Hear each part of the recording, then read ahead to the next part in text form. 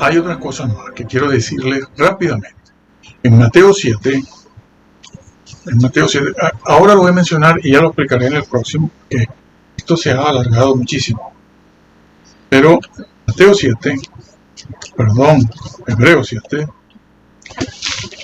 Hebreos 7, fíjense ustedes la importancia del libro de Hebreos, porque es el único libro que nos va a decir esto. Vuelvo a lo mismo, señores, el único libro que dice esto es el libro de Hebreos, en el capítulo 7. Va a hablar de dos cosas, va a hablar de la salvación, va a hablar de la función sacerdotal de Jesús. Vamos a ver cómo lo hace. Y como ustedes, ya les dije al principio que ustedes conocen todo esto, yo estoy hablando a personas que conocen el texto griego, la lectura de la Biblia. Estoy hablando a personas que quieren saber cosas precisas. Vamos entonces de cabeza a entrar en el versículo 24. Más es decir, Jesús. Estoy en Hebreos 7, el versículo 24. Y hablando de Jesús, dice, más Jesús, por cuanto permanece para siempre como hombre, tiene un sacerdocio inmutable. Por cierto, los ángeles no pueden ser sacerdotes. A ver, señores, imagínense un arcángel de sacerdote. Es de risa, perdonen, pero es de risa. Un arcángel allá arriba, a la diestra del Padre, de sacerdote, mediando.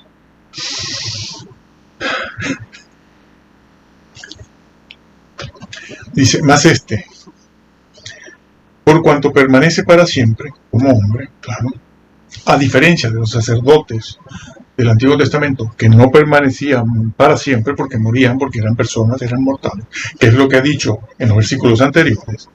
Repito, más por cuanto permanece para siempre, Jesús tiene un sacerdocio inmutable. Es el único lugar de todo el Nuevo Testamento donde aparece ese vocablo. El único lugar. No hay otro. Tienen que irse al griego clásico. Del tiempo de Jesús, claro, allí se hablaba griego clásico. El koiné. El koiné, se lo pronuncio así porque ustedes lo conocen así. En clase no, en clase lo tienen que entonces tienen que irse al griego clásico. A lo mejor Plutarco, ¿no?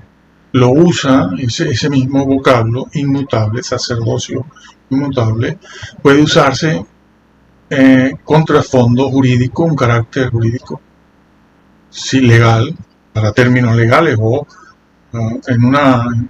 hablando de en una conversación o en algo que está relacionado con lo legal, ¿no? El Código Civil o las leyes civiles, ¿no? Ese término. Yo prefiero la palabra, lo buscan en el diccionario, y si no, piden ayuda a algún estudiante o algún profesional. Plutarco creo que lo usa así, como se usa aquí. Sí. Es inalienable. Es decir, que el sacerdocio de Jesús es inmutable, es decir, inalienable. ¿Qué significa eso? Pues eso significa que ese sacerdocio le pertenece a él, o la función, el oficio de sacerdote, o sea, lo que se hace, las diferentes actividades que se hacen en ese oficio, le son propias a él, le pertenecen a él solo, y solo a él, jamás nadie, por derecho propio, y se está hablando del sacerdocio, de ese oficio mediador, porque eso es lo que significa esa palabra, ¿no? Sacerdote, pues mediador, el puente, ¿no? Puente entre Dios y los hombres. Un sacerdote es un puente entre Dios y los hombres, un mediador, un intercesor, porque ambos vocablos se utilizan para Jesús en el capítulo 7. Que los católicos se han inventado que una cosa es mediar y otra cosa es interceder. Claro, para poder salirle al paso a una herejía, mejor dicho, una herejía, pero algo que se dogmatizó en la historia, que es los corredentores. Pero ese no es nuestro tema aquí ahora. Pero este vocablo esto que se dice aquí sirve para derribar eso de entrada de manera rotunda. No existen corredentores. Bueno, pero sigo en el tema de Jesús. Esa palabra inalienable es que algo que posee esa persona le es propio, le es inmutable, se puede traducir por perpetuo. No, perdón, no perpetuo, no. Ese es el otro vocablo que está ahí, sí. El otro vocablo que está ahí, sí. Y ahora lo vamos a ver. Bueno, ¿qué significa eso? Implica eso, intransferible. Un sacerdocio intransferible. Pero la palabra intransferible no abarcaría todo lo que sí abarca la semántica general del vocablo inmutable o inalienable, ¿no? Eso de intransferible sería una de las cosas que implica el hecho de ser inalienable.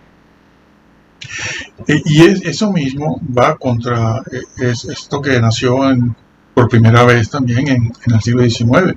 Si es un sacerdocio inmutable, inalienable, es un sacerdocio ya. Bueno, el mismo versículo lo dice, aunque ahora no lo esté leyendo. Ya lo leeré otra vez. Aquí no hemos hecho otra cosa más que leer la Biblia ahora, que siempre lo hacemos en la aplicación, pero ahora lo hemos hecho aquí. Entonces, va contra esto de la expiación incompleta, que si entra en el lugar santísimo, pero entra en el santo, el santísimo sale, va a terminar la expiación, viene. ¿Eso qué es? Pero esto va contra todo eso. Va contra todo eso, no solo contra el arcángel Miguel. Que por cierto, que es que para estar a la diestra del Padre necesita deidad. No hay ángel que tenga deidad. Como dije antes, Satanás quiso, sin tener deidad, quiso estar ahí al nivel de la deidad. Quiso poner su trono al lado e intervenir en los asuntos divinos. Bueno, parece mentira, ¿no? Sí, pero eso lo hacemos todos. El cainismo eclesial abunda. El cainismo eclesial todavía está presente desde que Caín cometió aquel grave error. Por temas de adoración. Sí, señor, por temas de adoración. Entonces, ese término va contra eso de una expiación incompleta, que ya lo estaremos viendo también, y el juicio ese preadvenimiento antes de su venida, una expiación que se completa después en 1844, y todo esto va contra eso, por lo cual puede salvar también perpetuamente. Número 1, salvar como sacerdote. Aquí hay otra idea, a los que por él se acercan a Dios. Número 2, no puede salvar a todo el mundo. Es a una clase de creyentes a los que salvan. A los que, por cierto, que el libro de Hebreos es condicional.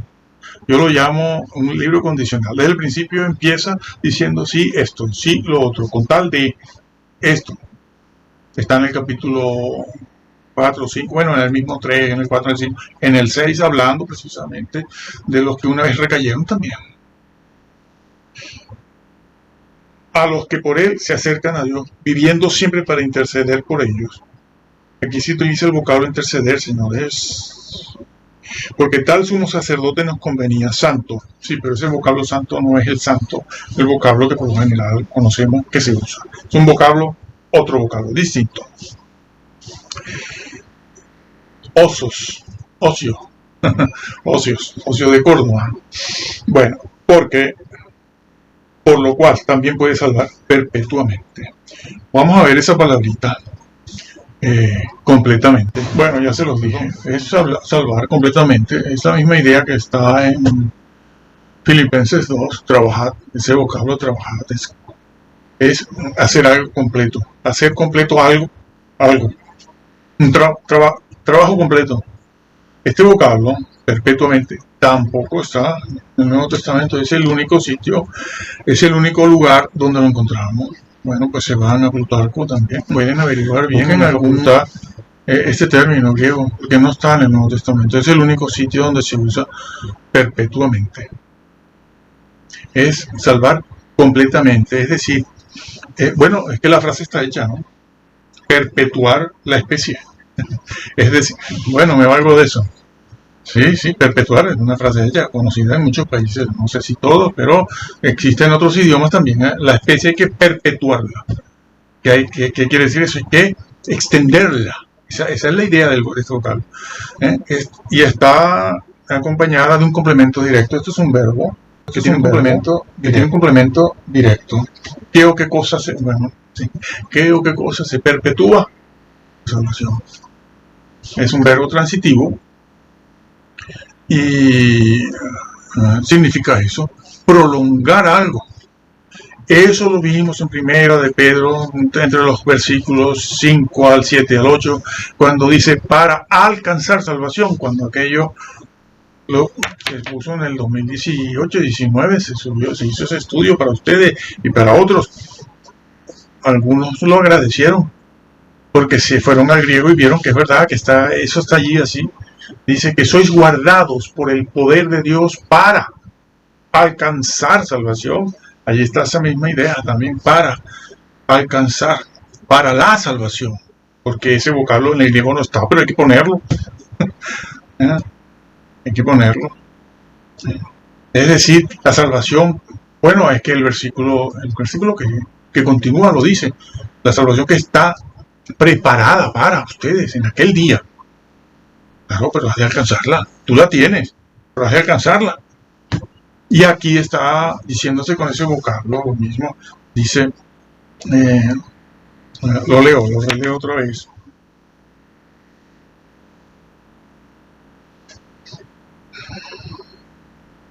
Puede también salvar perpetuamente. Es decir, salvar perpetuamente, alcanzar. Te ayuda a alcanzar lo que tienes, la salvación que tienes. A conservarla y alcanzarla. A hacer que algo dure. Perpetuar la raza. Es eso. Y está referida a creyentes. Sí, pero hay una condición que también aparece en el resto del Nuevo Testamento. A los que, una condición. Dice, a los que por Él, por Jesús, se acercan a Dios. Tiempo presente. Esto está en un presente continuo, todo esto. Está en un presente continuo. Claro que en castellano, a veces, en inglés a veces no se ve. Pero si te metes en el griego, cuando pasas muchos años familiarizado con el idioma griego, lo ves. Se está diciendo que todos los días tengo que hacer esto. A los que se acercan, se están acercando permanentemente a Dios a través de Cristo. Es una mediación permanente. Una mediación, intercesión continua. Pero no me quites Hebreos, porque entonces no tengo con qué decirlo, sino lo invento. O encuentro una palabrita buscando por aquí, por allá, en el resto de... que se puede, del Nuevo Testamento, pero que aquí está muy claro. Esto lo está diciendo de una manera única, como no está dicho en otras partes. Bueno, aunque esto bueno, como está dicho aquí, no. Te dice que es mediador. Pero aquí te está diciendo que es una mediación continua para completar la salvación. Completar en el sentido de guardarte de que no caigas de ese llamado y esa elección. ¿Sí? Segunda de Pedro. Ese es un libro que empezó a ser conocido en el siglo I. Llegó al siglo IV, V, lo dejaron en el canon, no lo metieron, lo dejaron. Continuó hasta el siglo XVI, donde le dijeron, usted para atrás, hasta ahora que también están haciendo lo mismo. Por cierto, tengo que decir algo aquí, ya que estamos en Hebreo. En Hebreo 6:7. Yo lo dije en el otro lo dije, está ahí, ¿no? Bueno, pero termino esta idea primero. Entonces, eso se está diciendo aquí, a los que se están acercando permanente y continuamente al Padre a través de Cristo. Y con una oración bíblica, no sirve cualquier oración. ¿No? Ahí está la Trinidad. Aquí está la Trinidad. No se menciona al Espíritu Santo porque no sale, no se habla de él en ningún momento. Pero esto mismo es lo que está en Juan 10, creo, el Evangelio de Juan, capítulo 10, cuando Jesús dice, dos son los que dan testimonio, el Padre y yo. Está en Juan 10, léanlo. Pero no se está hablando del Espíritu Santo. Allí.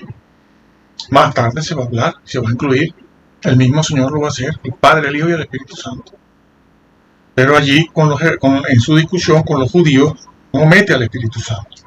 Porque el tema en ese momento es el Padre y el Hijo. Abraham, el Padre, Dios Padre y el Hijo. Y él dice, dos dan testimonio, el Padre y el Hijo. No soy yo solo, ni vengo por mi propia cuenta. Entonces está diciendo que puede salvar. ¿Por qué? Nos puede salvar porque podemos caer. Esa doctrina del siglo XVI que nace de esa manera, negando libros importantes, muy importantes como Hebreos, Segunda de Pedro, Apocalipsis, donde aparece el Señor transfigurado de una manera bárbara, pies de bronce, ojos como llama de fuego, en juicio. A las 7 iglesias no les puede gustar. ¿Cómo les va a gustar? Pero haber negado el nivel de inspiración de esos libros, su importancia doctrinal y teológica para formular la doctrina, haberlos postergado, pero haber creado una doctrina que es la que nos viene hasta hoy. Porque claro, en la Biblia tú ahora la puedes imprimir como quieras, sí, pero la doctrina quedó. La doctrina que niega el decálogo, la doctrina que niega los preceptos, está dicho por Jesús en Mateo 5, 6, 7. La doctrina que habla sobre la necesidad de todos esos preceptos para guardar la salvación que se recibió gratuitamente por gracia, esa doctrina nació allí y ha llegado hasta hoy, haciendo mucho daño, engañando a todo el que no averigüe la verdad, diciéndoles que ya están predestinados, copiando a Agustín de Hipona maniqueo. Un grave error de Agustín. Empezó muy bien, escribió muchísimo, empezó muy bien, dijo cosas importantes, pero la presión, como la presión de ¿no? Que casó a Felipe ese, el magnánimo, creo que es magnánimo. Sí, mucho cacareo y mira. Entonces, eso es lo que se dice. Aquí, por último, sí, es curioso esto, ¿no? Saldrá, no lo han subido, ¿no? Bueno, lo adelanto aquí, no pasa nada. Cuando el señor Lutero, Calvino y toda esta gente, ¿no? El grupo ese, se acercaron, bueno, el señor Martín, porque fue él, está escrito eso. Así que aquí no hay que hablar con propiedad. El señor Martín vio Hebreos 6, 4, bueno, lo que está en los documentos, ¿no? Ya sabemos que hay muchas leyendas, pero claro, no van a crear de esto una leyenda, ¿verdad? Esto es real, porque se perjudicaría. Él vio eso. ¿Cómo lo interpretó? ¿Cómo interpretó el Señor? ¿Cómo se interpretó allí? Hebreos 6:4. Es imposible que los que una vez recayeron, etcétera. ¿Cómo lo interpreta? Dijeron lo que dicen todos estos, que se han pasado 100 años, 100, 200 años diciendo esto. No, esos son los borrachos. No, esos son los del trago, dice uno por ahí. Que lo dice de una manera que nos parece muy gracioso, ¿no? Y no lo es. Ese es el papá que no era salvo, la mamá, el tío. Esos son los visitantes, decía el otro, ¿no? Dice, y el otro dijo, el primo dice, el Señor al que peca se lo lleva.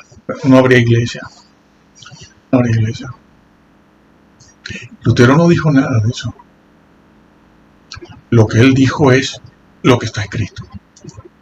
Dice, ese versículo le quita toda esperanza de salvación a un cristiano que peca. Esa es la verdad. Por lo tanto, yo no acepto eso, porque no encuentro eso en Pablo. Le digo, ¿qué dices? que no encuentras eso en Pablo. Pero sí, tendrías que quitar 1 Corintios capítulo 3, el maestro que entró quemándose y el otro que fue destruido. Tendrías que quitar 1 Corintios 15, la fe vana. Tendrías que quitar Mateo 5, 6, 7, que tú se lo aplicaste a la sociedad y resulta que es para la iglesia. Tendrías que quitar también 2 Timoteo completo. Tienes que quitar 2 Timoteo completo, porque dice eso mismo que está en Hebreos 6.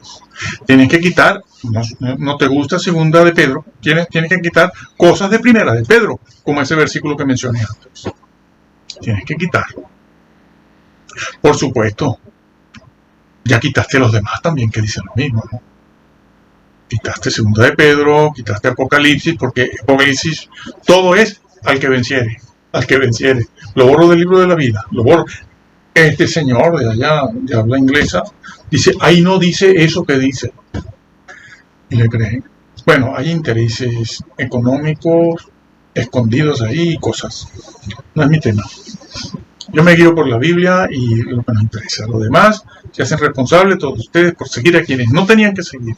A nosotros no nos pueden seguir tampoco porque yo no doy ni mi iglesia, ni mi denominación. El que quiera ver alguna otra cosa lo tiene en el currículum ahí. Nada. Cada quien, nosotros tenemos que decirles la verdad y ustedes corregir. Entonces, el señor Lutero no dijo nada de eso. Eso lo han dicho ahora. Y esa es la razón por la que él contrapuso, ¿no? Encontró un choque entre Romanos 3:28 y Hebreos, bueno, entre Romanos 3 y otros capítulos, sí, no solo Romanos 3, pero es lo más conocido y lo que dijo. Ella habló también de otros, pero ese es el versículo reina, ¿no? Y choca con Hebreos 6, bueno, es que no solo choca con Hebreos 6:4, sino con Hebreos 2, Hebreos 10 y 12. Entonces, eso fue, ellos reconocieron que eso le quitaba la esperanza. Pero ¿qué pasa? Que no sabía hacer exégesis. No que no haya visto los versículos y haya dicho algo de este versículo, del otro, sino que no supo poner las piezas del puzzle. ¿Por qué? Porque ya tenía una inclinación psicópata muy fuerte que iba contra la ley, el decálogo, y no lo supo esconder. Se le salía, peca fuerte y otras cosas. Yo simplemente a la vida personal no me voy a referir. Los excesos, vaya, ya saben. Cada quien que vea, que estudie y averigüe. Pero eso te dice el problema que había. No soportaba eso. No soportaba el decálogo de la ley. Que no hubiera pasado nada. Si él hizo algo mal, que pida perdón al Señor, que lo restituya y ejerza un sacerdocio correcto. Sin bigamia, sin bigamia. Y otras cosas. Entonces, bueno, así que él lo reconoció. Por eso negó todo. Y esa es la doctrina que casi todos tienen. Y el que se oponga a eso, ya le dirán de todo. Ya nos dicen desde hace mucho tiempo, nos dicen de todo. Porque claro, usted se ha guiado por los libros, la ilustración, una serie de libros y libros de una denominación. No el texto griego. Usted decidió eso, ahora sabe mucho de eso, tiene muchos años con eso comprometido y a ver cómo lo desmonta. Hay alguno que lo hace, pero eso cuesta. Te das una paliza haciendo eso, pero esa es la grandeza de un hombre de Dios y una mujer de Dios. Yo termino diciendo, a ver hermano, lo de siempre, lo que vengo diciendo hace muchos años. Usted ve esta Biblia, Biblia de Estudio Mundo Hispano, bueno, es Casiodoro de Reina, Casiodoro de Reina, mejor dicho, Reina Valera, del 60, que ya saben cómo está. Pues cómprela y léala. Porque si usted está leyendo otra cosa, usted no está leyendo la palabra inspirada de Dios. Yo le recomiendo que lea cualquier otra versión, la de 1909. Y si lee usted esta, compárela, vaya comparándola con 1909, o 1862, 65, o 1602, para que vea las diferencias que hay. Porque hay cosas, como ya expliqué en el vídeo, que las han cambiado a propósito. Bueno, a propósito. Las han cambiado, están cambiadas por... Bueno, sí, alguien las cambió a propósito. No le gustaba el vocablo mandamiento, lo borró y puso otra cosa. No, la Vulgata no. Textus Receptus es la palabra inspirada de Dios. Que esa gente lleva 4 o 5 siglos analizando ese texto. Hoy en día, Robertson fue el último, me pareció. Completamente puro. Un 99% de la palabra de Dios. Y allí está. Entonces, lea la Biblia. Esta. Si usted no lee Reina Valera o King James, que no esté adulterada. Actualizada sí, pero adulterada no. Claro. Léala y créala. Tal cual está. No le haga caso a la interpretación de su denominación, de su pastor, su obispo, su cura, su diácono, su maestro, el monaguillo, el estudiante del seminario bautista, presbiteriano, mormón, testigo de Jehová, adventista. No le haga caso. Hágale caso a esto.